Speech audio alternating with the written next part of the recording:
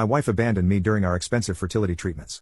Years later, her wealthy father left me the inheritance instead of her. So, now my ex is dragging me to court. My wife abandoned me while we were on fertility treatment. That's right. I still tear up thinking about how did I even survive that phase. I got married to my wife in my mid-20s. We were high school buddies. She was pursuing law while I graduated in doctoring. I started earning while she was still in college. Right from then, I was helping her financially. I was the one who paid for our dates and her overpriced gadgets. Though she was well off, her dad was clear that she was not going to pay a penny beyond her college tuition, rent, and food. Eva, my loser wife, used to call her dad a miser, but after getting to know her dad, I realized she was using the right technique to raise her callous daughter. But by then it was too late, and I had already showered my earnings on keeping her happy.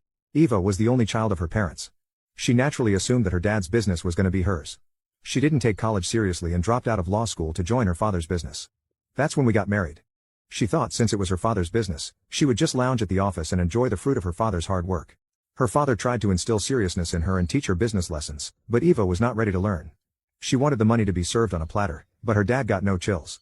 After enduring her for 2 years, he threw her out of the company and said she could join it only after working for 5 years in other companies. I hated her dad for doing this because we were planning to have a child, but her firing delayed our plan.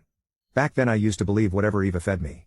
She used to paint a picture that she was right while her dad was a miser and tough. In retrospect, I think her dad was right all this while and I was dumb to believe her blindly. After a lot of struggle and some firings, Eva got a stable job. We started planning for a baby. That's when the real problem began.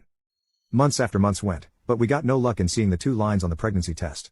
After trying naturally for more than 2 years, our doctor suggested we go for ICSI. It was a draining process, in all ways, physically, mentally, and of course financially. Our medical bills were already over the roof in 2 years and then on top of that, opting for an ICSI was yet another challenge. We were certain of having at least one child. I should say I was adamant about having a child. Eva was not passionate like me, but didn't deny having a child. She did what she had to do to conceive. When the doctor explained the process of ICSI, its success rate, and medical bills, Eva flipped out. It is quite natural for anyone to flip out given the money you have to put in and the poor success rate. I said I wanted to have a child even if that meant emptying all my savings. Eva said I was on my own in this because she's not liking her job and would quit any time. She said though she's gonna support me in this, but she's okay even if we don't have a child. I was so blind to become a father that I didn't see any of the red flags. Thankfully, my career was going well amidst all the medical troubles in my life. You can now check if there is a part 2 by clicking share and more.